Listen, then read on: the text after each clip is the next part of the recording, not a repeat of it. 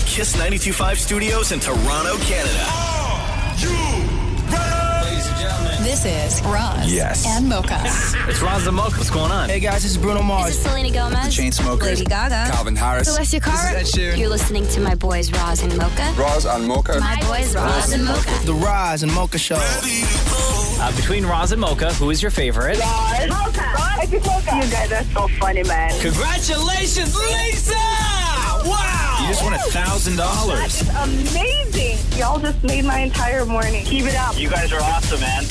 This is the Roz and Mocha Show podcast. Natasha wants to introduce the news, Roz. Oh, wow. So you've been hearing other people introduce the news on the show. Definitely. And how do you think they have been doing compared to what you are about to do? I think I can nail it. You do. What makes you think that you can nail it? I have this throat thing that Ross was talking about. Because it's all in the throat when you do Let's Do the think News, so. right? Uh-huh. Yeah. I think so. Okay. All Definitely. right. So you know the script. Like, we don't got to coach you on this, right? Yeah. No. Okay. Anytime you're ready, Natasha. Hey, Mocha. Yeah. You ready? Uh-huh. Let's do the news. Yo, Natasha, big up to you. I like that. Wow, Maury, you got a problem with this one? It's at the very end. Yeah. You're supposed to go news. Okay. All right. Okay. All right. You want to try it one more Being time? Very critical over here. Maury is the most I'll critical. take it on. Okay. Go ahead. Okay, go ahead. Hey, Mocha. Yeah. You ready? Uh-huh. Let's do the news. Yeah. See? Natasha, I love you, girl. Thank you so much. That was awesome. You made my day. Oh, you make our day. Thank you. Take care. Bye. The Roz and Mocha Show podcast. News break. Los Angeles County District Attorney George Gascon said yesterday that his office would review what he described as new evidence that the Menendez brothers were, in fact, molested, a move that could lead to their resentencing. Now, the process could pave the way for the brothers to either be retried, resentenced to a lesser prison term, or released from custody altogether. This revolves around a letter that they say Eric wrote his cousin 8 months before the shootings happened in 1989, where he mentioned that they had been molested by their dad. So here is George Gascon. We have been given evidence. We have been given a photocopy of a letter that allegedly was sent by one of the brothers to another family member talking about him being the victim of molestation. We've also got evidence that was provided by the defense, by his lawyers, that one of the members of the Menudo van alleged that he was molested by the father. None of this information has been confirmed. We are not, at this point, ready to say that we either believe or do not believe that information. I don't think there is any question in this case that the boys or the men, young men, one was 19, the other was 21 at the time, that they murdered their parents. I think that's factual. It's been established. I think the questions that are presented to us is two simple questions. One possibility, what is being alleged by his lawyers, not by us, that there was evidence that had that evidence been presented to the jury, the outcome of this case would have been different. And second, under California law, a path to resentencing where a prosecutor can evaluate whether someone has been rehabilitated, and if so, ask the court to determine whether the person should be resentenced. If they get resentenced, there are multiple things that could happen. They could walk out based on what the court decides, or they can have the sentence given a different shape, and perhaps they will stay on, but for a longer period, lesser period of time, or they can have a new trial. So a resentencing. So if they say, hey, this isn't a murder one case anymore, now we're going to find them guilty of manslaughter. You go back and you look how long would they have been convicted for or prison time for manslaughter. If they've exceeded that, then they walk. That's the deal. So is this all based on the popularity of the of the show, the Netflix show. This had been going on for a while. That was getting more attention. But it's interesting because they hated the show and the whole family spoke out against it. And yesterday, let me just find this here for you, because yesterday, Ryan Murphy said something. He said that they just give me 1 second. Let me just read it here. I'll read exactly what Ryan Murphy said. So, because he said that they owe him a thank you, right? Mm-hmm. And then Ryan Murphy said, I'll tell you my thoughts about the Menendez brothers. He said this to the Hollywood Reporter. The Menendez brothers should be sending me flowers. They haven't had so much attention in 30 years, and it's gotten the attention of not only this country, but all over the world. That sort of outpouring of interest in their lives, and in this case, I know for fact that many people have offered to help them because of the interest of my show and what we did. He goes on to say, there is no world that we live in where the Menendez brothers or their wives or lawyers would say, you know what, that was a wonderful, accurate description of my clients. But he goes on to say, that was never going to happen, and I wasn't interested in that happening. So he's like, you guys owe me the thanks for this. Wow. He's taking full credit for this, right? My flowers. Do you think it's owed? Thanks? Yeah. Totally. Yeah. Totally. Hey, is Lionel Messi going to play in Toronto this weekend or what? I think so. You think so? Yeah, I don't think he's going to play the full game, but I do think he's going to come on at least for 20, 25 minutes. He'll come on like the 70th minute, I think. So, because what happened is Miami's playing in Toronto this weekend, and Miami already qualified. They're like top seed and everything else. So their last two games literally mean nothing. Mm-hmm. And he also then has to go and start playing with Argentina for those qualifying games. And so everybody's like, man, because this happened in Vancouver too, right? Where everybody bought all these tickets for these super high prices, thinking Messi was going to be there, and he wasn't. And now everybody. Well, he was there. He didn't play. He didn't play, but because 2 days before he was in Montreal and he played. Yeah, I know. So you say yes, Maria, that he's going to play? I say yes. I don't think it'll be full minutes, but I do think because he's got World Cup qualifiers, he's still going to want to keep his legs fresh. And I think that he'll play only a little bit. He won't start, though. Yo, that BMO's going to be like Yeah, crazy, they're opening the gates, I think, an hour earlier, half hour earlier than usual. Yeah. The game's at 4, which is good. So it's not like you're dealing with like Maple Leafs traffic, which is also happening tomorrow.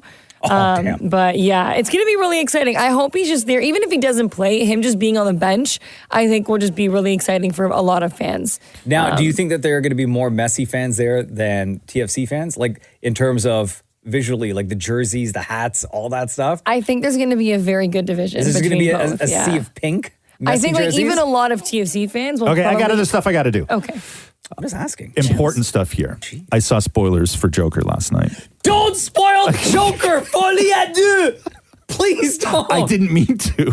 Tabernacle! I didn't mean to. I didn't even know what I was reading at first. Don't foil Folie à deux. Okay, can I tell you? You can't say anything. No, but can I tell you how I got suckered? Okay? Sure. Okay. I read something where it was like just a headline of something that didn't say Joker, didn't say anything else, right? And the problem was that it was a story that I was reading. It was just something I clicked, and it was like a click from like what somebody had written, right? Yeah. And the problem was that the name that they were using in this thing was Arthur Fleck. But I didn't remember who that was. So I read this story thinking that it was like a thing in the news. Like a real story? Yes. So you spoiled Joker Folie à deux for yourself? Yes, I spoiled it for myself. Okay, well, don't spoil it for everybody else. I'm not going to spoil it for you. Don't. I would not. Come on now. Bro, you are the king No. I'm not going to. I'm not. Don't. I am not going to say anything. I promise. I won't say anything. I won't. I promise I won't. Don't look at Mocha. Look at me right now. Look at me right now. Can I do a hand gesture? No. Can I do a hand gesture? Do not spoil Joker Folie à deux. I won't. It's very hard not to though. But I won't. I promise. I promise I won't. You have my word. Can I just say one thing? No, you can't. It's Joker Folie à deux. The Roz and Mocha Show podcast.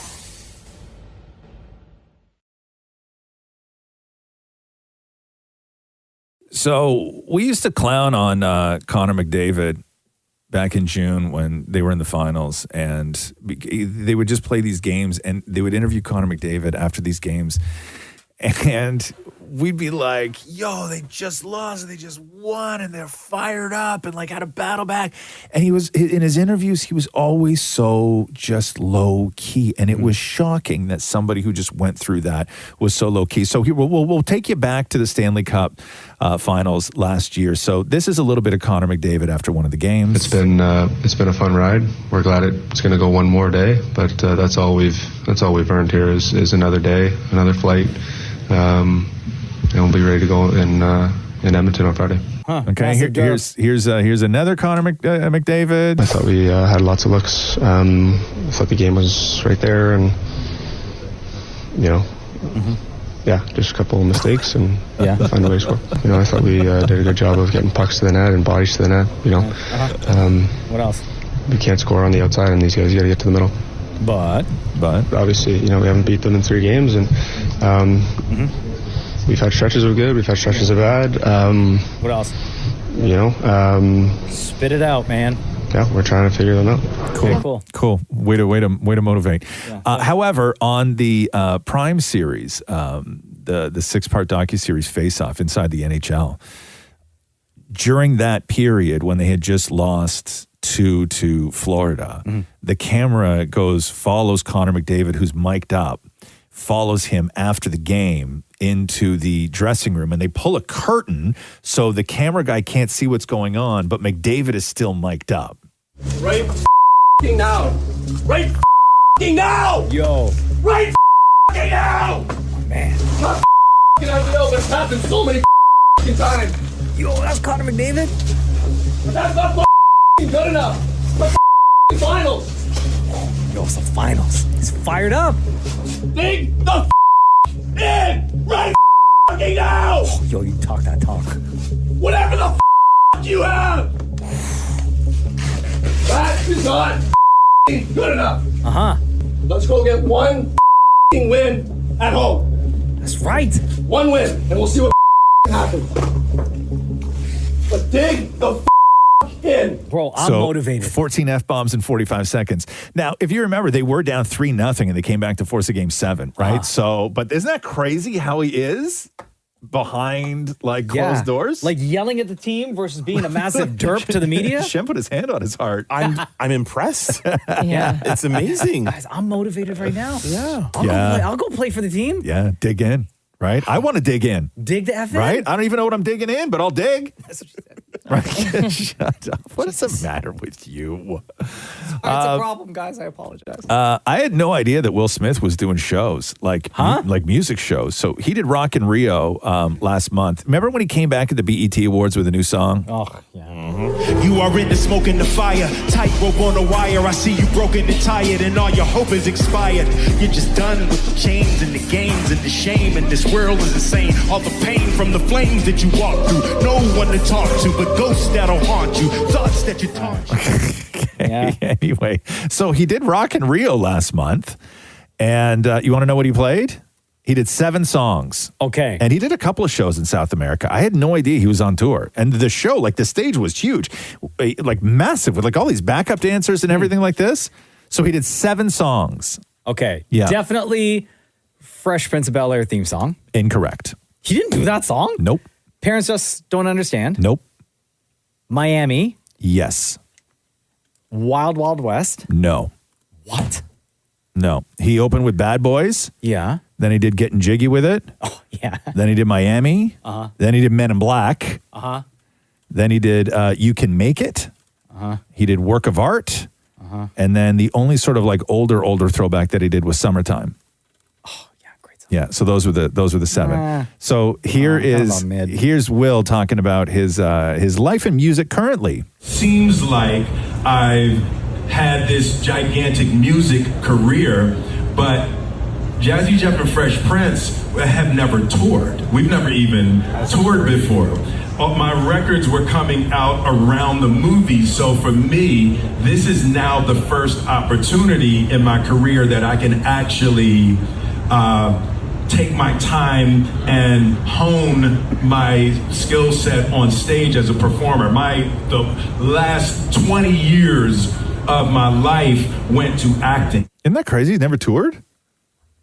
I guess with all the movies that he's made, right, over the years, and when would he have toured? Once he wrapped, or once things started to, in his movie career, started to take off while he was still doing Fresh Prince. Yeah. Like, he just had to keep with the movie side of things, which is why he left Fresh Prince. And a lot of his songs were tied to movies. Movies, yeah. Right? Totally, Like yeah. that, except for like that, when he did like Miami and stuff like that. But yeah, he never, they never toured, he and Jazzy Jeff. Like, which Would is you have gone? wild. At the time, when Fresh Prince was big, yeah, I think I would have gone to see them for sure. Because but at the time they only had Parents Just Don't Understand and everything else, right? Like, it wasn't Will Smith, the sort of evolution that we've seen. Joker out in theaters now. Warning, there are so many spoilers. Don't spoil online. anything, I'm Roz. not. I accidentally spoiled it for myself last night, but I'm not going to spoil it for you or anybody else. Don't worry about it. Folie à deux. Lips are sealed. My Joker lips are sealed. However, the Ringer.com ranked the top 30 clowns in pop culture. They have the Joker at number 1 as easily as the sort of best clown in pop culture. Want to take a guess? Anybody else? Yeah, can I guess one? Yeah. From It. Pennywise. Pennywise is number 2. How about like Ronald McDonald? Ronald McDonald is number 7. Oh, I got one. Yeah. Shem. I know you're going to say. Shem is not on the list. Oh, wait, you said me? Oh, I thought you were... Man, whatever. What about Homie the Clown? Homie's not on there. Krusty the Clown from The Simpsons, is on there. You sure look He's again. at number You sure 4. Cheesecake ain't on that list? Okay, hold on. Let me look again. Or Maury with his red hair. Oh no! Damn it, Maury! Not on the Charlie Chaplin is number 3. Was he a clown? He is, apparently. I looked that up. Apparently, he was an expert in clown. Like, that is what he did. Like, it was. What do you call that? Clown. That's what you call it. Look in the mirror. I'm not. Whoa, roasted. Okay. I know Maury's wearing a red shirt today too. You're all red today. You So is Shem, actually. You They're look both like. wearing red yeah, shirts. look at you and Shem. I know. You look like Maury looks like the angry guy in the Pixar movie. Oh, Inside Out. Inside Out. Yeah. Whoa, roasted. Look at that list again. You sure Shem's not there? Okay, hold on. Harley Quinn is on there. Insane Clown Posse, Ronald McDonald, Bozo the Clown. Shem is there. Oh, yeah, he is. Yes, you're right. Okay. Shem. All right. Whoa, roasted. So Joker stumbles across the finish line to be number 1 at the box office over the weekend, but it was $40 million. Still number 1. Now, the original projections, or the altered projections, were that it was going to do 50 to 65.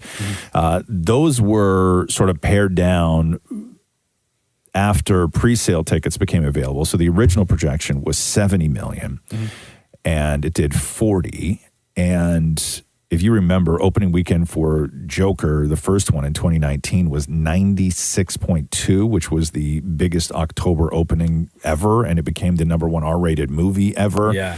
Which is a huge problem because Joker 1, they shot for $65 million. And I don't know how you go from shooting that first movie, which was great, with $65 million, to spending $200 million on Joker 2, plus marketing, plus everything else. Basically, Joker 2 needs to pull in $450 million just to break even, right?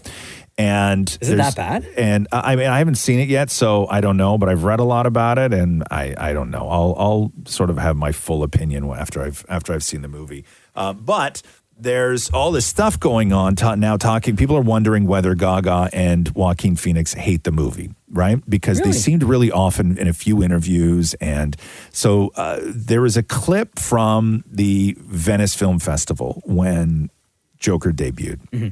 That's where they do the long-standing ovations. Oh, God. Like right? minutes. Yeah. Like, 16, 17-minute standing ovations kind of thing. And there's a clip where Joaquin Phoenix and Lady Gaga and Todd Phillips, the director, are standing there. Okay. And it looks like Joaquin Phoenix leans over and says something to Lady Gaga, and then she has a shocked reaction on her face.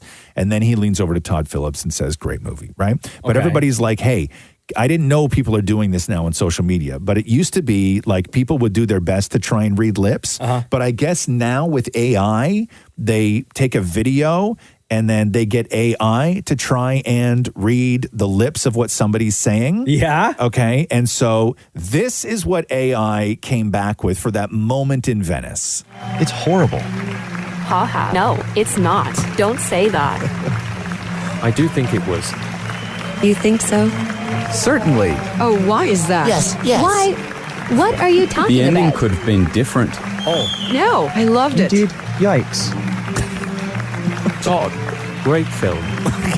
Thank you. So I don't believe any of this. I believe it. Okay, so some people are saying he leans over to Lady Gaga and says it's horrible, but other people are saying he leans over to Lady Gaga and says you're adorable. So if you listen to the first part, right? So let's play it again where he says it's horrible and her reaction is shock. It's horrible. Haha. No, it's Okay. No. Now imagine if he leans over to her and says you're adorable. It's horrible. haha. No, it's not. Now I'm not, right? Don't say that. Don't say that. I do think it was. I do You think you so? are. You think so? Certainly. Oh, why is that? Yes. Why? Okay. What are you talking The ending about? could have been. Okay, so AI is just like screwing everything up in the world, right? Everything up guys, in the I world. believe it. Right? Everything up in the world. I believe you it. think that he leaned over and said it was horrible? Horrible. Right? Gaga's horrible. But one thing we do know is that back in 2019, when Joker was such a massive, massive film, and Todd Phillips had said at the time that it was a one and done. He only wanted to do one. But then because it became the highest grossing R-rated movie of all time, the studio wound up throwing a ton of money at Todd Phillips. Of course. Which meant, and there was other things that happened as well, but what that meant was that Todd Phillips was no longer going to be doing the Hulk Hogan movie. Okay. If you remember that, Chris Hemsworth was attached to star in the Hulk Hogan movie. Todd Phillips was supposed to direct it. It was already written by the same guy who wrote Joker, right? So it was supposed to be this like 80s sort of iconic thing with Hulk Hogan and his rise to fame. So that is not happening anymore, and we know that. But part of that, allegedly $200 million for Joker, was to pull Todd Phillips away from the Hulk Hogan project. Oh, wow. Right? So not only did Joker not do well, but we don't get the Hulk Hogan movie. Joaquin Phoenix apparently Thinks Lady Gaga's adorable. thinks Lady Gaga's adorable, or that the movie was horrible. We will never know, but that's the sort of state right now with everything that happened over the weekend with Joker. Crazy. Do we have time for JellyRoll real quick? Always got time for JellyRoll. Like such an entertaining dude. Loves what he's doing. He's really, really, like, you can tell he appreciates everything that comes with sort of like climbing that ladder of fame that he has. And he just never wants to let it go. What actually keeps me up at night is the idea that one day I'm not going to be able to just get on a bus. I want to play songs and sing for people forever. I don't think there's a day I'll ever stop doing this, man. 200-300 days a year. Let me roll, baby. Bus life for the bus life. Yes, my guy, JellyRoll. Diddy's mom out here saying too much. What happened? So Diddy's mom released a statement, Janice Combs. She said, I came here today as a mother that is devastated and profoundly saddened by the allegations made against my son. It is heartbreaking to see my son judged, not for the truth, but for a narrative created out of lies to bear witness to what seems to be a public lynching of my son before he has had the opportunity to prove his innocence is a pain too unbearable to put to words. She goes on to say, like every human being, my son deserves to have his day in court, which is 100% true, to finally share his side and prove his innocence. Should have been the end of it. She goes on to say that she's not here to portray Diddy, her son, as perfect because he's not. He's made mistakes in the past, as we all have. She goes on to say, my son may not have been entirely truthful about certain things, such as denying he has ever gotten violent with an ex-girlfriend when the hotel surveillance showed otherwise. She goes on to say, sometimes the truth and a lie become so closely intertwined that it becomes terrifying to admit one part of the story, especially when that truth is outside the norm or is too complicated to be believed. Like, just don't say anything, Ma. Don't. Like, I got lawyers on this. Right? Like, just don't. Say, I support you, and keep it moving. Yeah, That's like, it. hey, let Can him they have use let that him, in court? Let him have his day in court. I mean, there's nothing really that was in there that's going to be admissible or that they would use. I think they have enough. Yeah. You know. I just didn't know if they could use like statements like that. Yeah, I mean, unless she knows something, unless he was like, here, Ma, hold on to this box for me. She's like, what are all these tapes? Why are they greasy? Right? Then maybe you could subpoena the mom, right? But I don't know if I think she's just looking at her son who, she loves, Locked up. obviously. Locked up in that terrible place. Locked up. He's probably calling her too when he can. Yeah. Tell her how awful it is. Man, I was reading some, just from ex-inmates at Oh, that place. yeah. That MDC place. Oh, my gosh. Bro. What a scary spot to be at. Terrible. Damnit Maurie, the American Music Awards thing last night, that was not an awards. It was a tribute to the awards? It was the 50th anniversary special. At the end of the show, Kate Hudson announced that the awards will return next year. Right. Oh, I gotcha. So May 2025. That's when the awards come back. So this was the 50th anniversary celebration of the American Music Awards. Gladys Knight, who performed at the very first AMAs, came back to do Midnight Train to Georgia. Gladys Knight.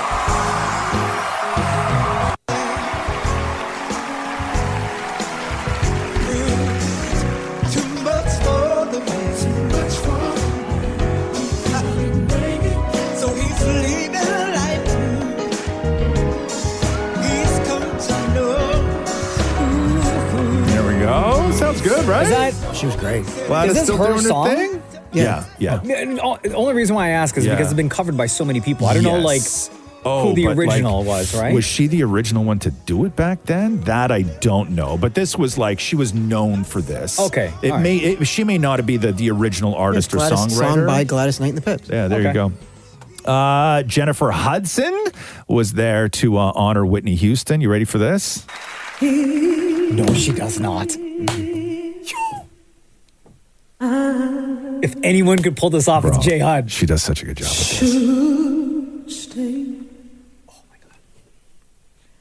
I would only be in your way. Bro.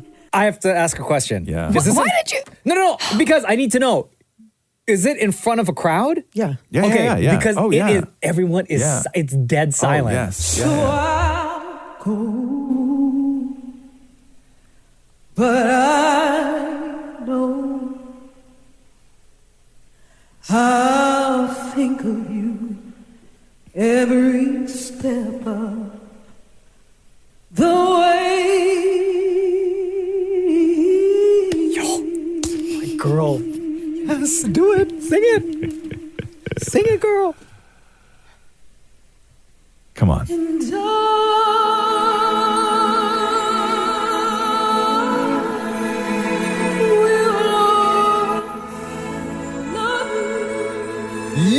I have chills right now.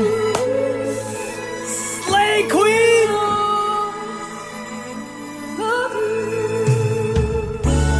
Wow. Yo, big up Jennifer Hudson. Yeah. Oh, so good. I will say, not as impressed with the musical accompaniment as I was with Jennifer Hudson's voice. I was going to just say, the musical accompaniment sort of threw me off a little bit. Even with Gladys Knight, very generic-y, sort of they were better lifeless. Yeah, they were better off just letting her honestly rock that acapella. I agree. Now, speaking of Slay Queen, Nelly was on stage doing a montage of his hits.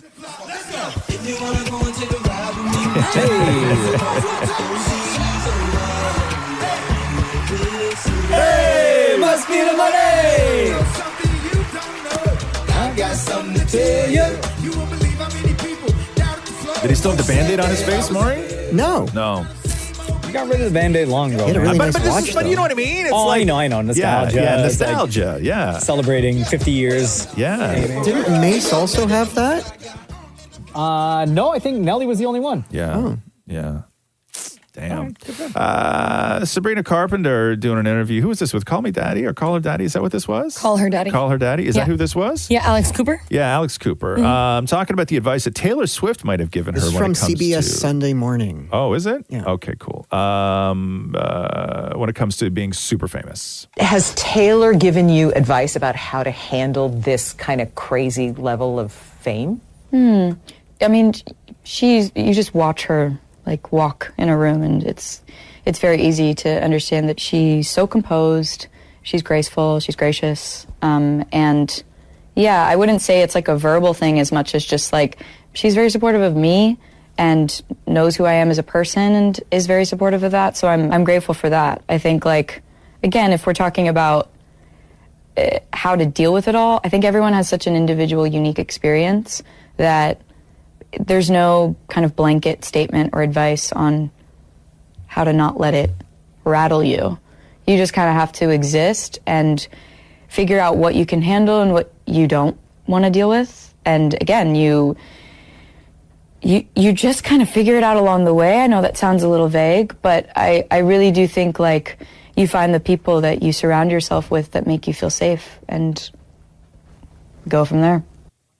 A lot of Sabrina Carpenter fans are pissed off. Why? Well, because she qualifies for the Grammys for Best New Artist, right? And a lot of fans were like, "Yo, she's been around forever. What are you talking about?" Right? Because she has. But they have special considerations for things like an artist like Sabrina Carpenter, who were sort of coming out of that Disney machine with the mandatory record contracts, where they're all signed to, I don't even know what it is, Hollywood Records, is that what it is, where they crank out all those things, where it's like you as an artist, quote unquote, who have no control over what you sing, no control over the music that's played. So they actually don't consider those as a artistic career until you're out of that. And so when you're out of like that 4-record deal after your Disney run and you come out with what she's now doing, you are technically a new artist to the Grammys. Yeah. Because this has been like a monster year for her. This is like her 6th album, but yes, it's that very includes rare. all your old Disney It's stuff, right? rare that somebody with 6 albums Yeah. is considered for Best New Artist, but that's why. Events across Canada are set to mark the 1-year anniversary since October 7th, the attacks in Israel by Hamas. Those attacks, as we know, killed 1,200 Israelis, while another 250 were abducted as hostages. Police here in Canada and all the largest cities are stepping up all the protections, particularly around Jewish and Muslim places of worship. Basically, everybody is on just super high alert today. So if it's tough getting around out there, that is going to be the reason why. I got to play this video, man, of this. I didn't even know who this guy was. Every now and then he pops up on social media. It's a guy named Jack Doherty. He's like a 20-year-old YouTuber or social guy. I don't know. He seems like a huge douche to me. Is that a character he plays, or is he just a huge douche? No, he's just a douche. Yeah. So he released a video. They were live streaming, and he was in his McLaren driving in the rain in Florida. And in the original video, he's on his phone with one hand and driving in the rain with the other hand on the wheel. And he starts to hydroplane with his buddy in the car, and they skid out and smash into the median guardrail. And everything was captured on live stream. Listen to this. Oh! No! Oh, Help! Help! Break the window! Oh! Help! People drag him out of the car. No, my car, bro. Dude, my car! No! Are you kidding me, bro? Michael, are you good? Michael, are you okay? Oh my God, bro. Bro, my whole car, bro. There's no... Michael, here. Michael, film on that phone too. Oh my God.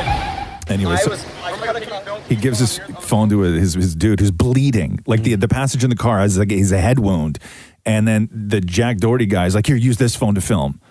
While they're doing it, and like the whole front of the car is gone. Like it's gone. I don't know. Part of me thinks that all that. Like he did that on purpose. No. If you see the video, They spin out. they hydroplane. Like it is pouring rain, and the car just shoots sideways. And his hand doesn't move. Like it wasn't any sort of deliberate thing. But when he first posted the video, he posted the whole thing. Yeah. And then everybody was like, "Yo, why are you on your phone? Like his phone is in his hand." While he's driving in a rainstorm, and then they skid out, and then he took the video down, deleted that part out, and so now everybody's reposting the part where he. But even like while people were pulling him out of the car, he was still filming it, and then didn't say thank you to anybody, and then he was like, "Oh guys, like my Tesla came to pick me up. Look at my car." Apparently, Kick, like the platform, has like banned him now. Yeah. Good. I don't even know what that is, but good for Kick. It's a streaming platform. Thank you. Yeah. Hurricane Milton, which is forecast to plow into the western peninsula of Florida on Wednesday as a major hurricane, will be packing 140 mile-an-hour winds and 15 feet surges. Impacts, they say, ranging from devastating storm surges to major flooding from rain, damaging wind gusts. Pounding surf and tornadoes are expected in Florida as Hurricane Milton moves through the middle of the week. Because of the risk, Florida Governor Ron DeSantis has declared a state of emergency and is urging that preparations to protect life and property should begin immediately. So they just got Helene through was Helene like 2 weeks ago. Yeah, they just got through Helene, and now they got Milton. More than 3 million people are without power in Florida as Hurricane Milton slammed the coast as a Category 3 hurricane. Just like pounding cities. It was crazy. Some of the video, some of the time-lapse stuff too of the storm surges, the water levels rising were just unbelievable. Damnit Maurie late last night calling down to Cedar Key, Florida, which is in the sort of northwest part of the Gulf of Florida, talking to a just resident, somebody who didn't leave because I guess maybe they weren't in the direct line of it, but man, it sounds like hell on earth down there. We're seeing pieces of the houses and buildings that Hurricane Helene swallowed up and tore apart. We're seeing it flying around everywhere. So pieces of my neighbor's house, trees. I just saw a bicycle blow down the street sideways. It's really starting to get hairy here. Okay, let's end this call. You get back home and you get safe, okay? And lots of love from us in Canada. Thanks for checking in. Damn, that was Michael Bobbitt down there. I've an uncle that lives in St. Petersburg. I was texting with him this morning. Yeah. Because I texted yesterday to be like, yo, you guys good? Yeah. He said, yeah, we got the house all boarded up. And the worst of it is that they just got, in his neighborhood or his area, like a ton of rain. The house is still boarded up. Right. And they got trees on their property knocked over, and they're sitting there with no power. Wow. The big star of the Florida hurricane was a guy named Joseph Malinowski, a.k.a. Lieutenant Dan.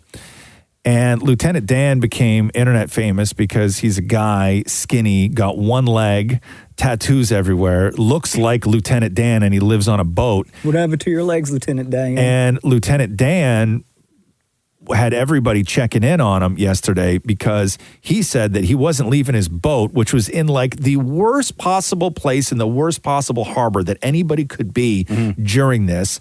And he said that he was going to ride it out in his tiny little boat. Here's Lieutenant Dan. God sent me here. He sent me here. He told me to come here. He told me to be right here for this. So I'm doing what he told me to do. So I know he didn't send nobody to get me out of here. And anybody that tries to get me out of here, they're not of God, because God told me that this is where I'm supposed to be. And that's why I'm doing it. So.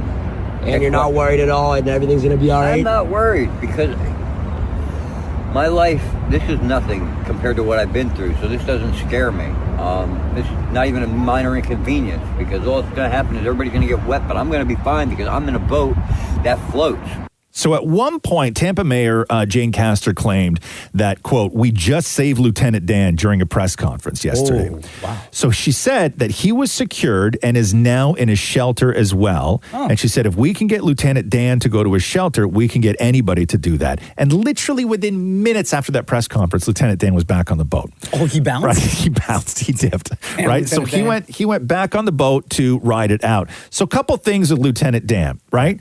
One, I guess he was doing a live stream with Aiden Ross, who's like a big deal in that world. And Aiden Ross offered him to buy him a brand new $100,000 boat, so Lieutenant Dan would have a better boat. But because Florida is Florida, and one of the reasons why they, call it the Sunshine State, and we don't know all these Florida stories, is because every record is public. There's no sealed records in Florida. So you can just search anything and get all the public records instantly. Everything is under the sunshine, is what they say, right? And so Lieutenant Dan, Joseph Malinowski, there's a whole whack of stories out there as far as what this guy's past was. Like what? Apparently he's done time, rumor is, for punching a cop. There was another potential charge in there of trying to set somebody on fire with gasoline. None of those have been confirmed, but what is readily available are Lieutenant Dan's 14 mugshots. 14? 14 mugshots. Lieutenant Dan. So I don't know if Lieutenant Dan is the hero that people think Lieutenant Dan is. The Roz and Mocha Show podcast. Over the weekend down in Tampa Bay, did you see the Morgan Wallen walk out to his concert? So whenever he does these big stadium shows, he always walks out with two people who are known to the city or the state or whatever it was. And Morgan Wallen walked out with Baker Mayfield from the Buccaneers and Hulk Hogan at Raymond James Stadium in front of 90,000 people. Wow. And everybody at this point was like, oh my God, Morgan Wallen is coming out like a full-on Trumper, right? Because Morgan Wallen was wearing a Buccaneers shirt with the number 47 on it. And everybody was like, okay, second here, Hulk Hogan. And then we got 47, and he's in Florida, and everybody just grabbed on, being like, "This is sort of more." I mean, there's no doubt in my mind that Morgan Wallen, but was it this overt? But it was actually a John Lynch jersey, so famous Buccaneer player. Okay. I'm sure he's also their GM, by the way. Who were 47. Yeah, but it could also be, hey, it's convenient that it also 47. Sure. We don't know the way Morgan Wallen's head's going, right? Sure. And he got the Hulkster out there. He did, and then and he stuck around after the show. So he comes back out into the pit after the show with all the lights on. He starts signing stuff, right? And a fan held up a chair for him to sign, right? Yeah. Because the story of where he threw the chair off the building and almost killed somebody. He got charged with multiple felonies. He did not sign the chair, but also over the weekend, did you see the Vanderbilt students over the weekend? So there was a big football game over the weekend, and the Vanderbilt students grabbed the uprights from the football field and dragged them out, and they were dragging them through the streets of Nashville, and everybody was like, they're bringing them to Morgan Wallen's bar so he can throw them off the roof. Oh no.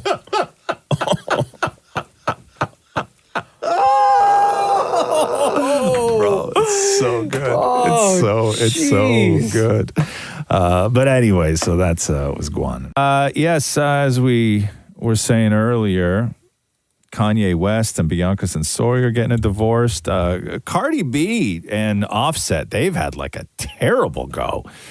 And normally they split 3-4 times already. Yeah, and normally I love a Cardi B video because Cardi B is just, hilarious at times, unhinged at times, honest all the time, right? She just does great videos. The best.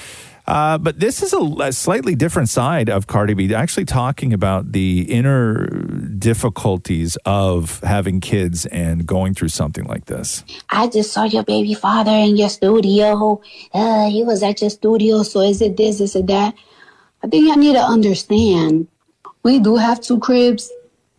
One is in Atlanta, one is here. But we've been living with each other for years now. We've been living with each other for years. The Atlanta house, there's no clothes, there's no nothing. Only one person lived there. Only one person lived there. Everything is here. Everything, the adjustments, everything is here. Slowly but surely, everybody got to go their separate ways. Slowly but surely, my kids got to get used to that. No, you're not going to come home every single day and your dad is going to be here. It's kind of hard. I don't even want to talk about it because I don't want to get emotional, but it's kind of hard when okay, as an adult, you're going to get used to a certain type of lifestyle without being with somebody. But it's also kind of hard for your kids to get used to that. Your dad is not going to be here every day with you after school. Your dad is not going to be picking you up after school. One thing I don't want to entertain, we're in the same crib. Come upstairs. Let's sleep together. I don't want to entertain that. I don't want to sleep. I don't want to I don't want nothing, because that's what keep us being in the same trap. It takes time, and I don't even I don't know how to explain it, but everything is dead. Damn. Everything is dead. Oh, Cardi B. That's tough, man. Yeah. And how, like, they were together for, how many kids do they have together? 3 now. 3. Jeez. Did you guys see Taylor Swift glitter freckles last night at the football game? No, I missed it. You missed that? Yeah. So glitter, it's all about glitter freckles. So I guess she put glitter all over her face, so she looks like a magical, freckly fairy thing. Yeah. Big news that she showed up to the game because she was at a couple at the beginning of the season, and then she skipped 2, the ones in Atlanta and the one in Los Angeles, and people were like, uh-oh, what's going on? Trouble in paradise. Right? But she did show up last night, and also apparently she ran into Brittany Mahomes in between boxes. What? Don't they got beef, though? Apparently they hugged, according to snitches who were in the corridors of Arrowhead Stadium. And as we know, the reported feud happened was when Brittany Mahomes, Patrick Mahomes' wife, who's pregnant, liked a pro-Trump post on Instagram. And it wasn't that, like, that in itself will turn fans against you. Sure. But it's the fact that Donald Trump loves famous people, right? Anybody who shows him any sort of attention. And it wasn't just that she liked the post. It's that after she liked the post, Trump thanked her for it. Yeah, thank you right? so like much. publicly thanked her for it. So it's not that she was seen like supporting Trump. I think it was more like Trump was seen as supporting her, which is just bad for everyone. Troy Aikman during the game calling Taylor Swift the missus. Listen to this. There's Kelsey. Makes a move, and he's out of bounds. The missus likes it. And you know they're not married. Oh, I know. What is it with ex-Cowboy quarterbacks? I'm sure I'm in trouble married? for saying that. I know. It's... do not. I mean, it happens. Is that bad? You can't call somebody the missus? I guess you can't, huh?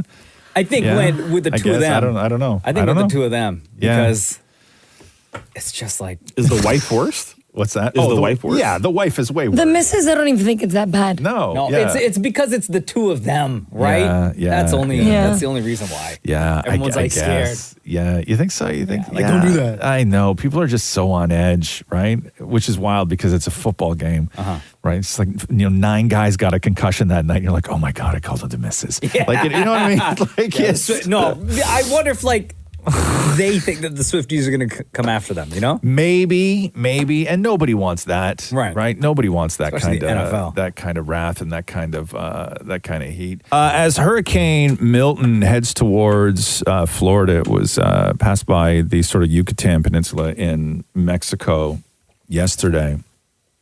And heading towards Florida, it should land there about midnight tonight. It's always like midnight. Like, it's never 2 p.m. Like, it's always when people are at their sort of weakest and most vulnerable and, like, been up all day panicking, need sleep. Like, it's and at night when you can't see crazy. anything outside? Yeah. I don't know if you saw this. The mayor of Tampa Bay, Jane Castor, was on CNN last night talking about just how devastating Hurricane Milton will be. What would you say to people tonight who are saying, you know what, I'm going to ride this out, I've ridden others out? What would you say to people who aren't heeding those evacuation orders? Well, I can tell you right now that they may have done that in others. There's never been one like this. And this, Helene was a wake-up call.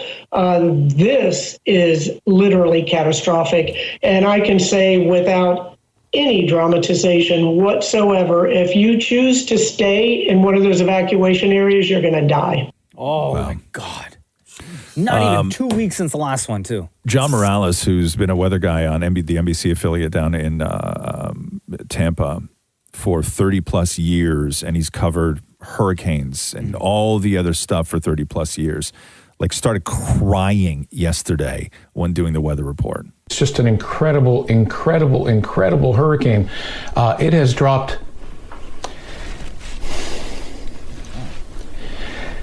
It has dropped 50 millibars in 10 hours. I apologize. This is just horrific. Maximum sustained winds are 160 miles per hour.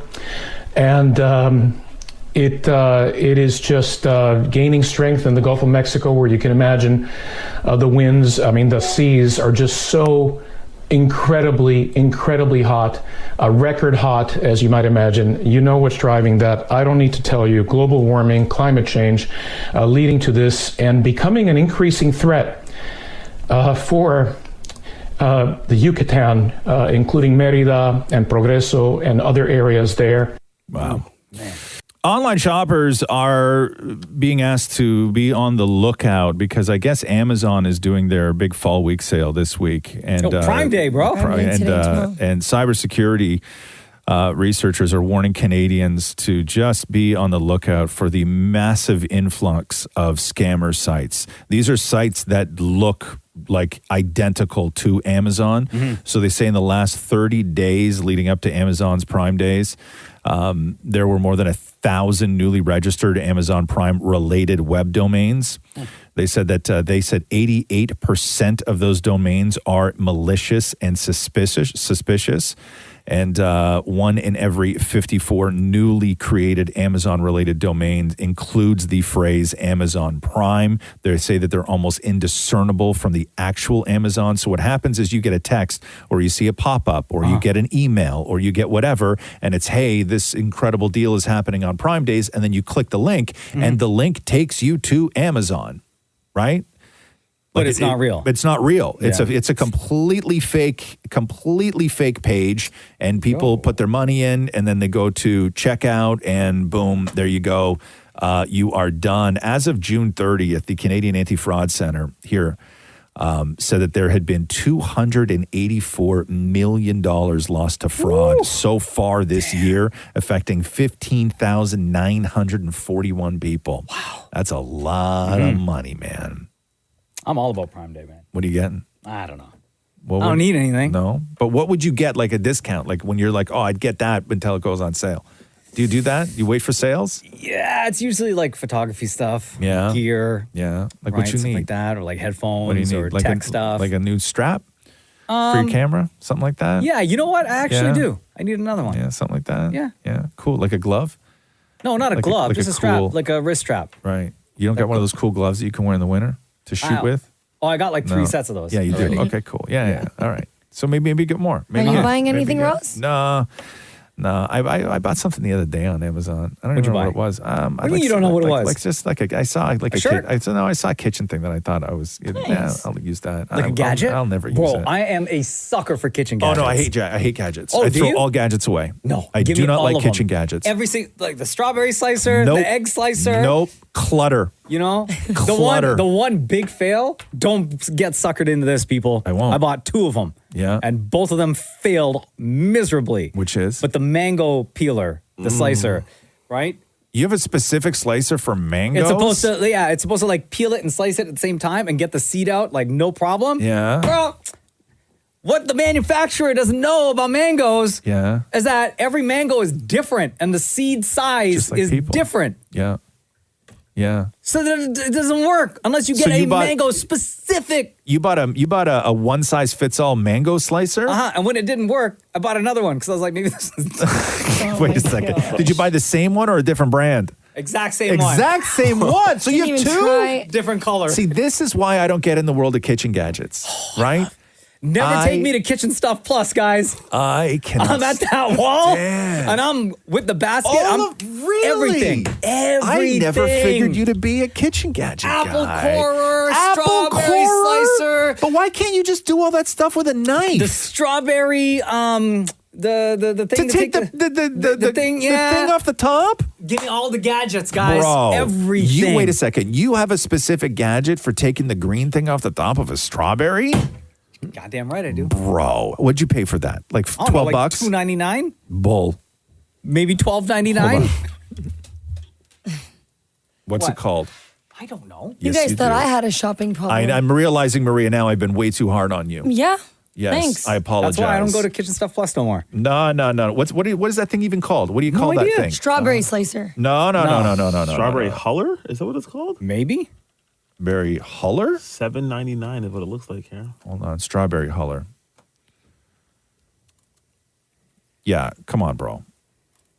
You can't. I got a knife to cut grapefruit as well? $21 for a strawberry huller. Oh, yo, send me that link. No, I'm not sending you the link. What's the brand name? XOXO? No, it's That's a good brand. In case anybody is wondering, Diddy is receiving absolutely no access to any sort of special privileges while in jail, and money means nothing. So, Married at First Sight star, I don't know that show. A guy named Timothy Smith, I guess he did time in a federal prison, and he was talking about what it would be like for Diddy in there. He said the conditions are certainly grim, and his money gives him absolutely no special treatment, saying his money and wealth won't get him any benefits in the federal system. It's so limited. You don't get extra privileges because you're rich. His wealth won't help him at all. You're allowed a few basics like a tracksuit and sneakers from the commissary, but that's about it. They do raids on your cell if you're stockpiling, and if you're stockpiling, they take everything. People think that there's TVs and radios, but there's nothing, not even a radio. You get a Bible and one book a week. Oof. Damn, man. So there's like no room. Anything. There's no room that you go and But just in like Shawshank Redemption, you got a chisel to make the rock formations, and you got a poster. Yes, that's true. He should chisel his way out. And that was a Shawshank Redemption. Florida right now about to deal with a catastrophic hurricane. And as soon as they're done with that and sort everything out and make sure everything is okay, priority number one in Miami is taking away the key to the city that they gave to Diddy. And I'm not even joking because they were working towards this.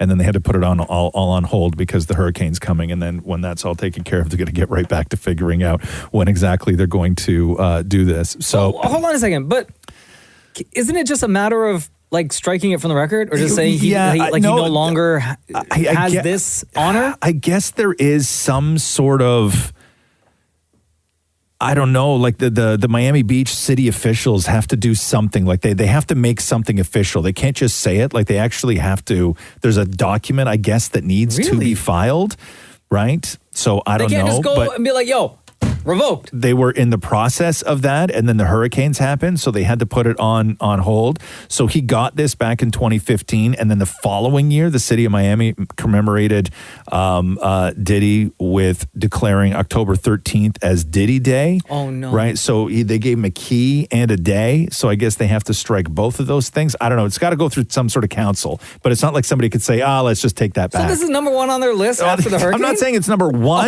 but this is what they were doing when the hurricanes happen. Got it. So they'll get right back to that once the hurricanes are done. Hey, quickly, you want to hear what a 16-year-old kid sounds like after he becomes the first person to beat level 255 in NES Tetris? What? Oh my god, Ash, that was gonna end at 254. I just messed it up.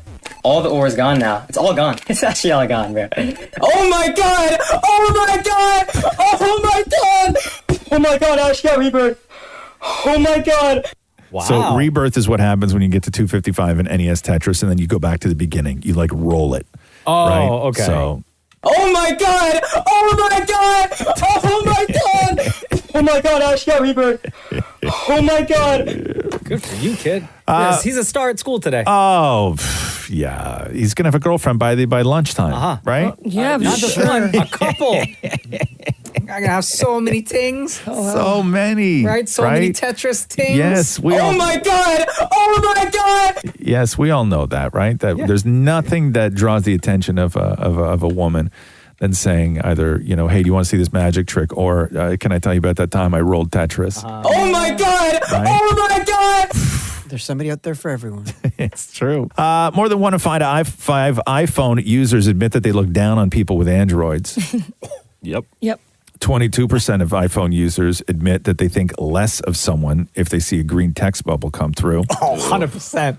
And 23% of iPhone users claim that they wouldn't actually ever date an Android user. Yep. You wouldn't date an Android user? No. Because then I can't FaceTime you. And then now I have green bubbles on my phone all the time. Pictures don't come in properly over text message. I would rather be single. But can't you video chat somebody on WhatsApp? Yeah, who likes using WhatsApp? No one. Talked to my dad on it last night. Well, that's why you're your age. Yeah. What? Yeah. No, WhatsApp's for drug dealers, Maurie. We know that. Or people in Europe. Like, I'll talk to, like, my cousins in Europe on there, but still, like, it's No. Oh no! So, yo, wait. Maria, Call me difficult, Yo, but Maria's single, by the way. Yeah, no, but Maria's DMs gonna be full. Single, by the way. Today with like all iOS users. Yes.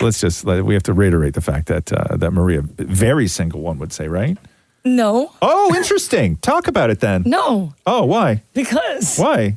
I don't want to. Why are you single currently? Yeah, I'm single. Yeah. Are you? You're not very single. I don't know what that means. Well, what do you mean by very single? you deny? You said no right talking away. to someone. So, Who you talking to? What do you think very single means? Like, I'm going on a date. Okay. Are you casually dating someone right now? No, not like Not I'm going one person, on one date. more people than No, I'm one going person. on one date. Oh, you're And going? I am. When? No one needs to know when. Well, how are we going to send Maurie to the restaurant and spy if That's we don't why. know? Man, I'm so pissed off. Netflix canceled Chaos. You didn't even watch that show, did you? Oh, man. That's Jeff I Goldblum? know. It was a Jeff Goldblum show. It was like Mount Olympus and Greek and Roman mythology, and it was so wild, man. And it left on such a cliffhanger, too. Oh no. Yeah, so it's not coming back, and that's a bummer because I really enjoyed that show. Its star Aurora Perrineau said, this one hurts, but went on to praise the show and everybody else, saying everyone was brilliant and uniquely themselves. Every performance surprised and excited me. I can't believe I got to do this with all of you. We made something weird, dark, hilarious, deranged, and absolutely tragic, something entirely human, also something completely original, and that's what everybody complains about. Everybody complains that everything is a reboot or, old IP or old, like a sequel. Why like, did they say why it got canceled? Audience. It's always audience with Netflix, right? It's always audience because it's hard to, when you do something completely original like that. Yeah. You They have should to budget you got to get a for lot of people in there. One more episode. Like if it ended on a cliffhanger? I know. Budget for one more just to wrap up the story. Yeah, but sometimes you get lucky. Like I was watching Last Man on Earth years ago, and I loved that show, right? It was so funny.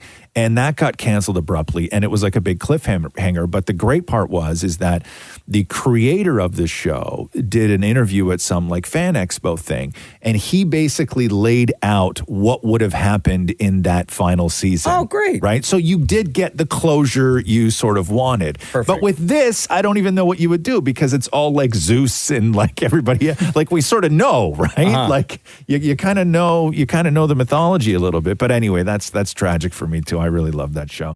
The Roz and Mocha Show podcast. On Netflix, that show Heartstopper that everybody loves. Maurie, you love this show. Oh, it's fantastic. What is this show? Explain it to me. So it's basically about young gay love, like, two young guys falling in love and, their journey through high school and, all the moments of trying to say, I love you. And this season's quite dark. In what way? Talking about mental health and eating disorders, but gotcha. Yeah, but it's all based really on good. books. It's all based on books by Alice Oseman, and she writes the show too, I guess. She's the show creator. She writes the show and the graphic novels. Yeah. What's the how many seasons? We're on the third season now. Oh, okay. Do you think that Maurie cried while interviewing Alice Oseman? After how he described the show, yes. When you meet fans like you're going to tonight, because if I may take a moment right now, on behalf of my husband and I, this show, I wish I had something like this. There it is. I wish I had something like this when I was growing up. I'm still a young gay guy, so thank you. Thank you so much. Bro, you're like 50. That really means so much to me. And I do hear that often from readers, from people who've watched the show, that it has brought something to their lives and it's made them feel more hopeful, and that's a really difficult thing to find. Life is so hard, and like if I can help someone just feel a little bit more confident in who they are, or a little bit more hopeful that things will get better, then I've done a good job, and it means more to me than anything else. And the problem with these beautiful shows, answer. like when Game of Thrones was on, is that you can't move on with the show unless the source material is there. And Alice Oseman is the one responsible for writing the source material. Oh, so the TV show's caught up with the books? Well, so yes, so they want to do more TV, but she's got to write books, and nobody knows how many books she's going to continue on with. And when you're writing a book, like Them things take years. Yes. It's not like she can crank out a book in 6 weeks. No. So here's Alice on that. Now, I do have to ask you this. Season 4, we have no idea. But what I'm reading is you are single-handedly the holdout for Season 4. We need more source material is what the headlines are. Blaming her. So I brought a pen and paper if you want to continue writing together. We need Season 4, and you are the one, dragging your ass. Yeah. So there will be one more Heartstopper book. Volume 6, which I'm working on at the moment, will be the final Heartstopper book in the series. No. I know. I'm sorry about that. But yeah, it's going to be the last one, and I would love to adapt that into the TV show. I think one more season would bring everyone's stories to a close. Let us all say goodbye to these characters and let go of the story in a really peaceful, joyful way. So I'm keeping my fingers crossed. I really want it to happen, but we just don't know yet. We'll have to see. How much have you written so far? What is the last word you wrote? 10 chapters. I've done about 70 pages of the book. The last character I drew was Darcy. Damn. 70 pages. Damn. Yeah, you dragging your ass, lady. It's hard, though, when you got those hardcore fans, though. Yeah. Remember the Game of Thrones fans? Oh. They were so mad. Yeah. They were all over what's his name. Yeah, and then they just went ahead with that show, right? They went ahead and they were what's like, the guy's name? R. Martin? George R. Martin? Jim Martin? Isn't that who it was? George R. Martin? Yeah. Yeah, George R. Martin.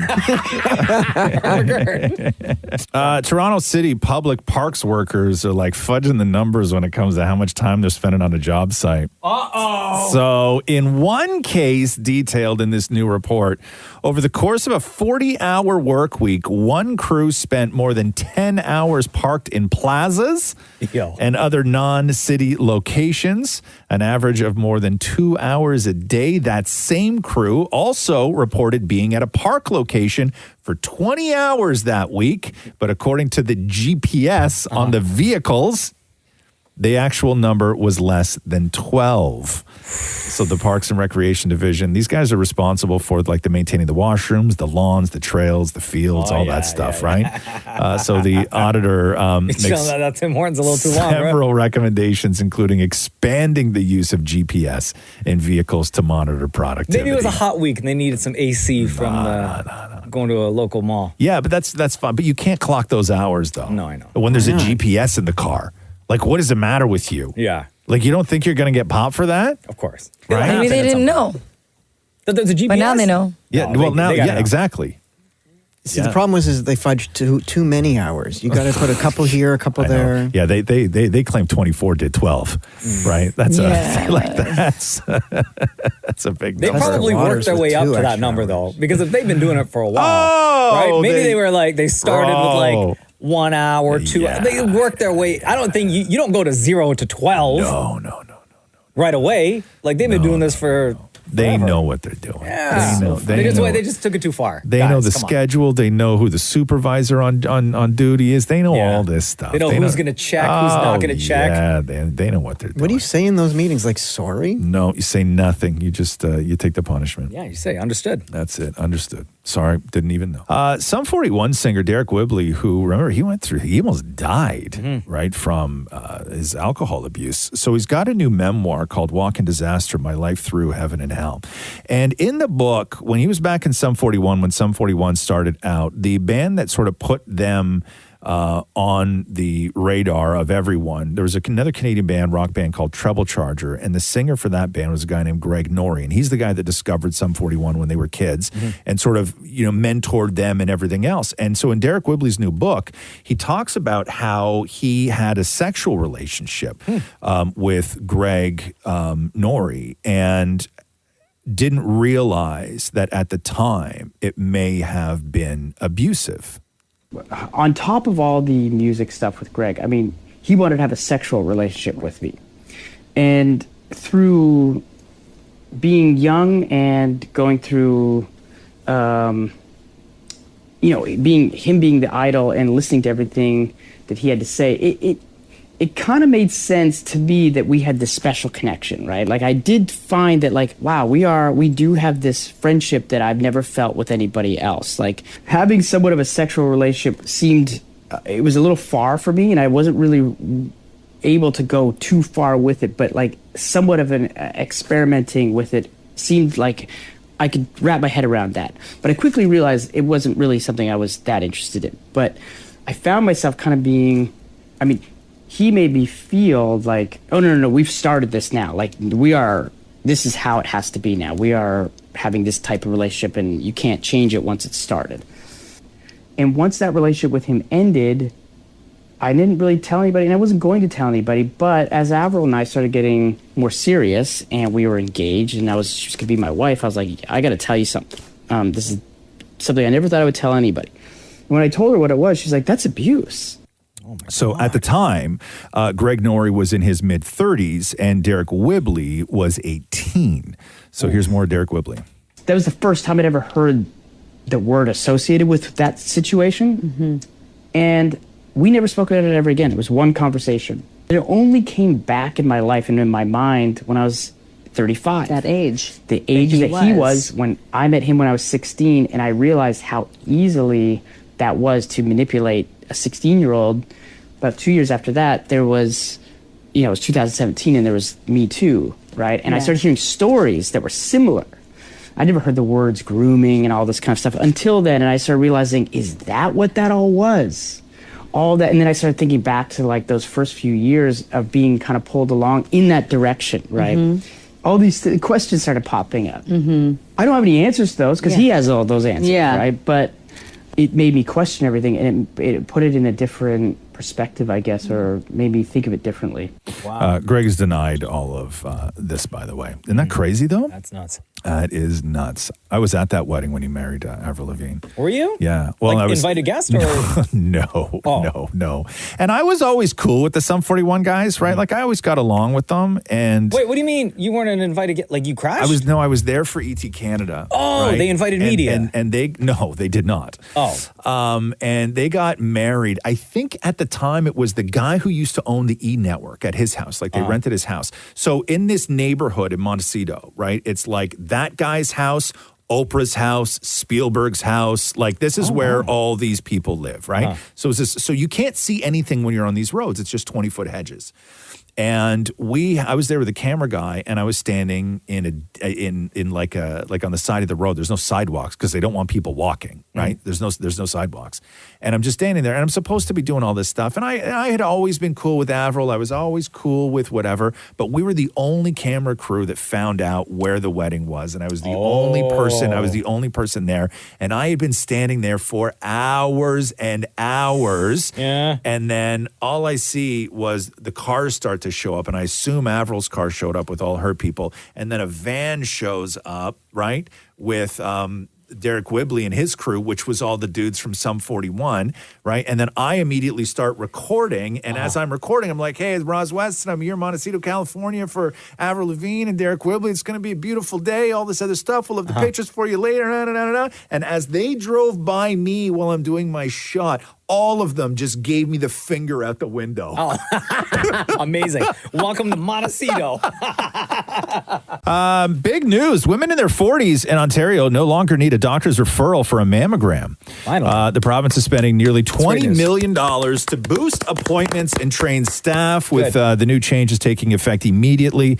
Health Minister Sylvia Jones announced last year that the province would lower the age for breast cancer screenings, self-referrals from 50 to 40, which is huge.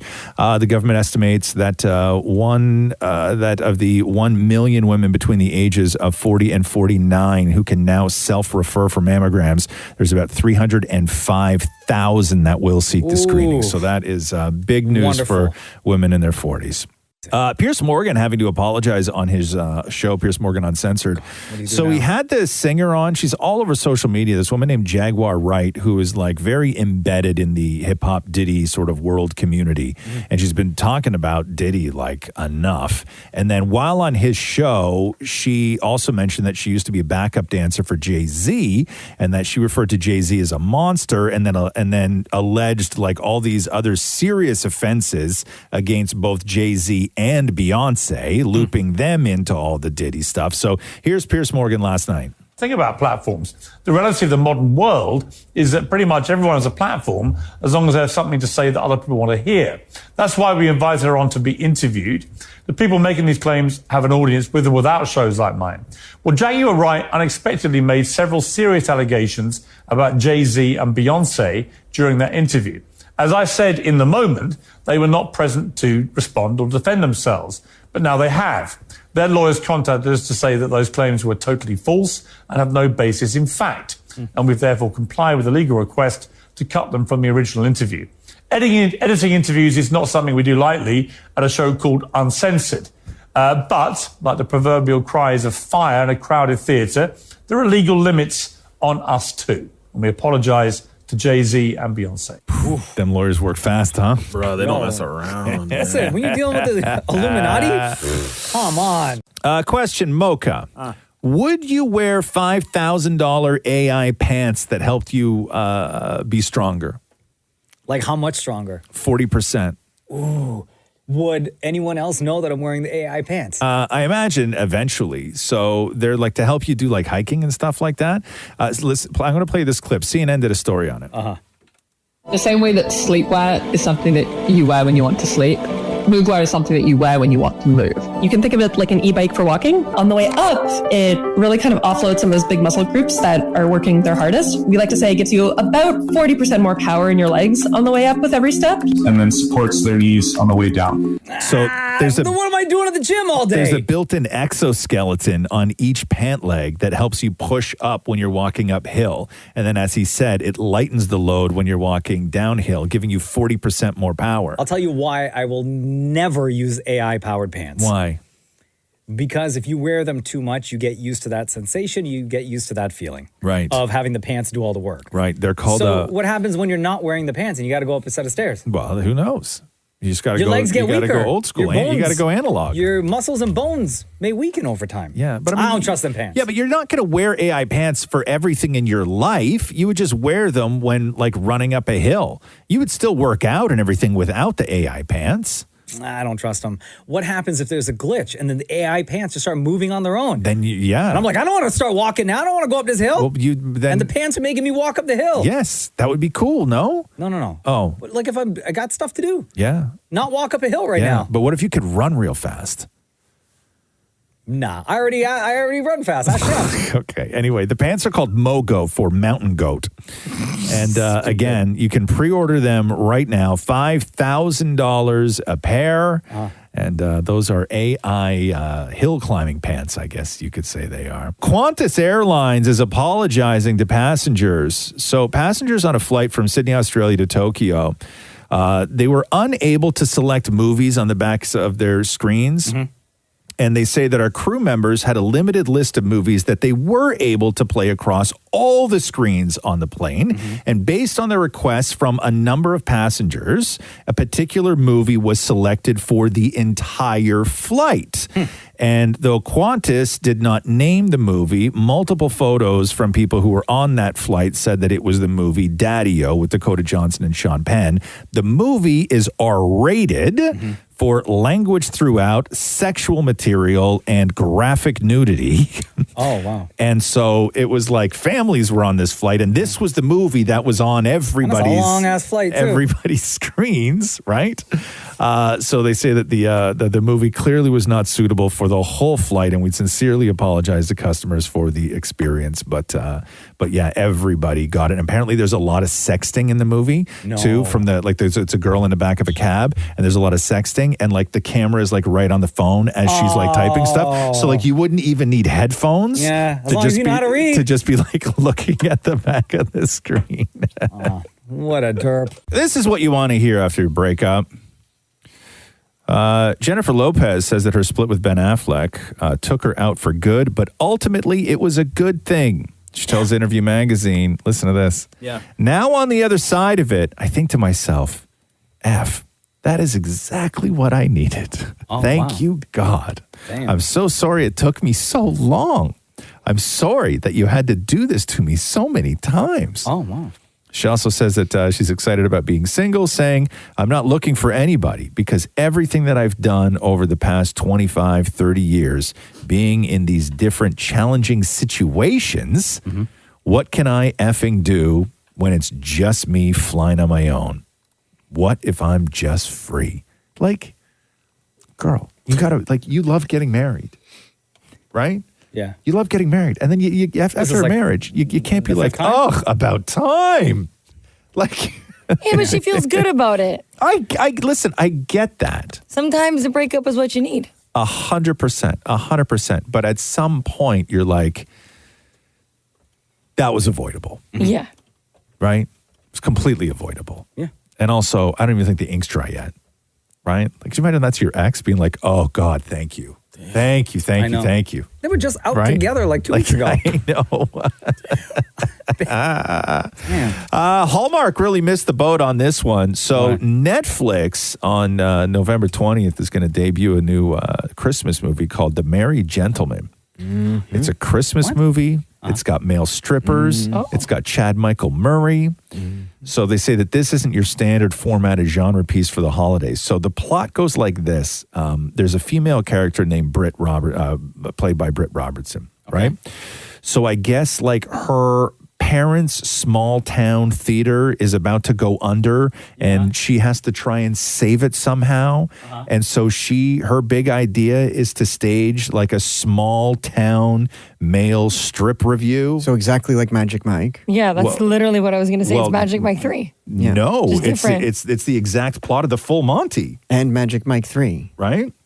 Nobody saw Magic Mike 3. Yeah, we did. I did. Yeah, for different reasons, though. I went with my grandmother. No. So Chad Michael Murray is a stripper, and it looks very Magic Mike. I mean, how can you not? Did you see the pictures of It's a him? stripper movie. I mean, I saw it in the article, but I didn't do anything with them, if that's what you're asking. Don't tell us what you did with them, Maury. No, I'm just saying, like, they were perfect. So Amoka, are you ready for a Christmas-themed male stripper film? Will you be watching that with your wife what? over the holidays? I'm open-minded, sure. I'll Yes, watch. you will? Yeah. I will too. I like Chad Michael Yeah, Murray. yeah. We should do it all together. No, I might pre-watch it though. What do you mean pre-watch? To see if it's right for the family. Oh. But then I gotta watch it alone. Right. Then you have to log into your account on the computer and like delete it from your history so they don't see. Which I don't know if I You don't know want how to. to. You don't know. Why don't you just buy a second Netflix account? Why would I do that? First of all, that is some sketchy stuff, man. Oh, and what Mocha said, going to your history and deleting it isn't sketchy? Yeah, that's some sketchy stuff. Just use a different, like your login. Don't you guys have different logins under your Netflix? Yeah, we have different accounts. But Yeah. listen, Roxy just goes on mine because that's where all the good stuff is. Oh. Right? She doesn't even go on hers anymore. I'll tell you what I don't like about Netflix. I love everything about Netflix, but there's one problem that I do have with Netflix, which is, you know me, I fall asleep a lot. Right? And if I'm watching something that's been there, like it's in 5 of the scrolls, right? Like some movie or some show. If I fall asleep watching something, and technically I've finished it, according to Netflix, I've finished it.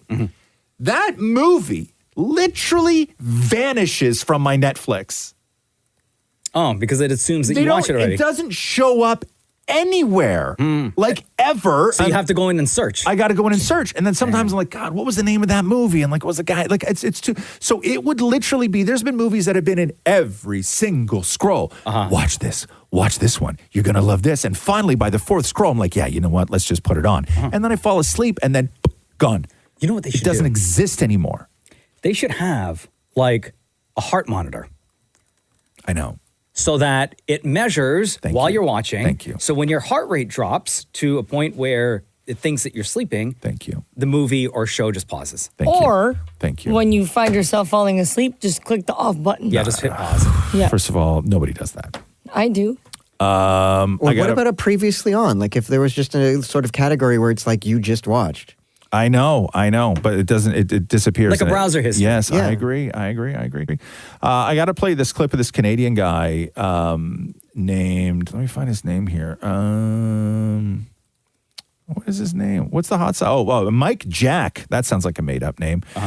He broke the world record for eating the most hot sauce in a 3-minute period of time. So sriracha was the hot sauce of choice for the challenge, and it was 3 minutes that he had. She gives the weight, the lady from Guinness, in like grams and kilograms, but I'm going to tell you right now.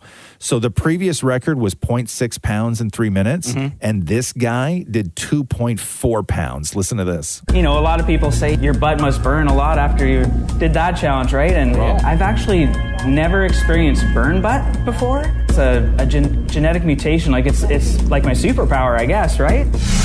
Today, Mike, I can tell you it was one of the most intense 3 minutes of record breaking I've ever witnessed. Oh, thank you. Thanks. It was a new record title with a minimum weight to beat of 300 grams. And today you managed a total of 1.123 kilograms of hot sauce, which is a new Guinness World Records title. Congratulations, Mike. Wow. You're officially amazing. Glad that I beat this record because that was a nasty one. That was rough on the body for sure. So does he drink it from the bottle? I think he drinks it Or do from they the pour it bottle. like in cups? I don't know. Maybe a straw. I'm not sure how his procedure was. But so he did 2.4 pounds of sriracha hot sauce in 3 minutes, just so you know, in case you're wondering. It's in a bowl. It's in a bowl? Yeah, and he uses a spoon. A regular bottle of sriracha only weighs 1.75 pounds. So he did like one of those bottles and then almost another full bottle. Damn, bro. Right? That's a lot of hot sauce in 3 minutes. Yeah. A lot of hot sauce in 3 minutes. Why didn't he just lift the bowl and drink it from the bowl? I don't know. He's using a spoon. Because then it runs down your face and then they got to scrape it off and weigh it. And like, it's a whole thing. Yeah. The rules. Cool, dude. Mario Lopez. It's Mario Lopez's birthday today, I think, wasn't it? Mario Lopez is 40. Is that AC Slater? Yeah. Yeah? 45? 45. No. Come on now. Is he in his 50s? Don't tell me he's in his 50s. Yeah. Well, Mario Lopez? 51. Is he? Yes. Oh, he looks great. 51. Looks for great you. for 51, Yeah, right? yeah. That's that California living, right? You getting no stress. Good for you, homie. Just down there doing your thing, working out all day. A couple days a week, you go into a studio, you tape a show. It's great. Yeah. Mocha, David Lee Roth. Do you know who David Lee Roth is, Mocha? No. Take a guess. Actor. Incorrect. Director. Incorrect. Sounds like a director's name. It does sound like a director. David Lee Roth. David Lee Roth. Like an athlete, like a baseball player. Incorrect. Oh. Sounds like a pitcher, but not. David Lee Roth. Lee Roth. Who is David Lee Roth, Mocha? Like a Don't look at the text line either. like just in case anybody's going to spoil like this. a billionaire tycoon? Incorrect. Incorrect. Oh, like a tech nerd? Incorrect. David Yes. Lee Roth. Yes. Not an athlete, huh? No, not an athlete. A boxer. No, not a boxer. A wrestler? No, it wouldn't be a wrestler. No, you would know if he was a wrestler. Come on now. David You're forgetting a whole genre. Lee Like Roth. how have you not said like Oh, yeah? a musician. Yes. Well, yes, singer. still David Lee Roth musician. is a singer. Yes. Okay. I was going to say Lisa and Allison's brother. Why would he know that? Do you think that's I was trying to give a clue. Allison Roth and Lisa Roth. Why would he know that though? If he doesn't know who David Lee Roth is? I was trying to give a clue. Okay. David Lee Roth Is a singer for a rock band. Yes. Sounds like a rock and roll name. Yes. David Lee Roth is a singer for a rock band. Yes. That from had many big songs. So from the 60s. No, late 70s, predominantly 80s, a little bit of 90s. But still very, is that, very is relatable. that the guy from very relatable. Very what's the one with the long curly blonde hair and they wore makeup and they sing that We're Not Gonna Take It song? No. Twisted Sister? No, Yeah. no, that is not David Lee Roth. That is, I believe, Dee Snider. Oh, yes. D's nuts. Yes, Dee's How about The Doors? And that's Jim Morrison, died a very long time ago. Oh. Yes. Did David Lee Roth die? No, still alive. It's his birthday today. Oh, happy birthday, David Lee Yes, Roth. happy birthday, David Lee Roth. Yes. So David Lee Roth was a singer for who, Mocha? For who? The Eagles. Incorrect. Rock band. You would know, and you know them. Not Aerosmith. No, that's because Steven that's Steven Tyler. Yes. You would know this band. 100% you would know this band. Journey. Incorrect. Oh my God. Incorrect. This is how you know that me and Mocha grew up in two different worlds, right? Remember I always say we grew up in two different worlds, right? This is it. You guys goof on me, okay, when I don't know who Jimmy B is. What's that guy's name? Who? I don't know. Who's Stevie B? Stevie B, right? Spring Because Love. I had never heard of Stevie Stevie B. B before. Yeah. Chubby B. What's his name? Stevie B. Chubby B. No. And Joey. Right? Yeah. Oh, yeah. Let's not Great. forget about Joey. Don't forget about Joey. Oh, for God's sake. Woodbridge's finest. Okay, this is my Chubby B. Like, you not knowing who David Lee Roth is like astronomically wild to me. David Lee Roth, Mocha, the singer for... Would it help if I told you he turned 70 today? No. His birthday is 70. But it gives you an era. He's never going to guess Right? this. Gives you an era. The Bee Gees. Incorrect. The Bee Gees. They were all brothers in the Bee Gees. None of them named David Lee Roth. David Lee Roth, Mocha, was the singer for, starts with a... With an F? The Falcons. What's the Falcons' big song? We Are the Falcons. What about Van Falcon? Van Halen. Yes. Thank the Lord. Yes. Nailed it. Happy birthday, David Lee Roth. We love you, bro.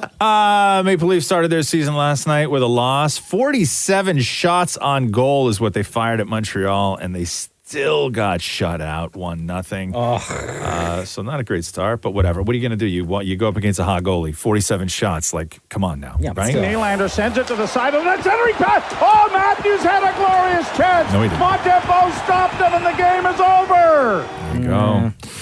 Damnit Maurie breaking the sad news of the Leafs losing their first game of the season to his husband, Damnit Matthew. Matthew. Yes. The Leafs lost their first game of the season. Oh, shocker. I'm shocked. Wow. 1-0 Montreal. Oh, and I had to beat Montreal. Yeah. Your predictions for the season? Lose, lose, win, win, lose, win, lose, lose, lose, win, lose, win, win, win, lose, lose, lose. Win, win, lose. I think Matthew just tried to predict the first 15 games of the season there. Can we write that down? Because, sometimes you see those videos like before the Super Bowl where they have like a dog or a monkey, picking their favorite color jersey kind of thing. I want to see how close Matthew gets to those first 15 games. Did he get the first one right? Yes. Lose, lose, win, win, lose, win, lose, lose, lose, win, lose, win, win, win, lose, lose, lose, win, win, lose.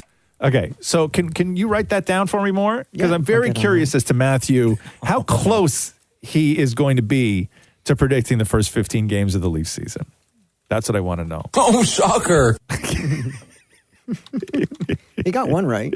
Oh, shocker. The Roz and Mocha Show podcast. Rafael Nadal announced his retirement from tennis. One of the greatest tennis players of all time made the announcement on Twitter in a video that was in Spanish. He says, it's obviously a difficult decision, one that has taken me some time to make. He goes on to say, in this life, everything has a beginning and an end. And I think it's an appropriate time to put an end to my career that has been long and so much more successful than I ever could have imagined. Over the course of his career, he has made $135 million just in prize money. That's not including endorsement deals or anything else like that. Retiring at the age of 38. Wow, good for you. 38. Goals right there. That's goals. Right? Let's see what I do by the time I get to 38. Yeah. Maybe I'll call it quits. That's goals. People are still trying to figure out what happened to Joker Folie 2. The Joker 2 movie. What do you mean? What happened to it? Because it was an absolute disaster. But how did they let this happen? So we know it did $37.8 million domestically on its opening weekend, but it was also the first comic book movie ever to get a D cinema score. The first one. Oh, what? The first to get a D cinema score. These nuts. Yes. One source close to the film told The Hollywood Reporter that it is a complete audience rejection. But how could the studio heads who preside over this have got so far off course from what the audience wanted or expected? And one answer was that they gave director Todd Phillips an extraordinary level of control on the final cut. They say it was a huge disaster, but what is the fallout? Who's to blame? Can anyone be fired over this? So the reality is that neither Joaquin Phoenix or Todd Phillips was even sure about making a sequel. And there was a brief period in there after the first Joker had done so well where they actually wanted to turn their new ideas into a Broadway show. But then they threw $20 million at Joaquin Phoenix, $12 million at Lady Gaga, and God knows what they gave Todd Phillips, right? Astronomical amount. Yeah. So where did the idea for this come up, the premise of the movie come from? Because that's what a lot of fans, they're like, it's a total disrespect to fans, the first movie, like all of this stuff. So where did the idea come from? Apparently, Joaquin Phoenix had the idea for this film, this plot, in a dream.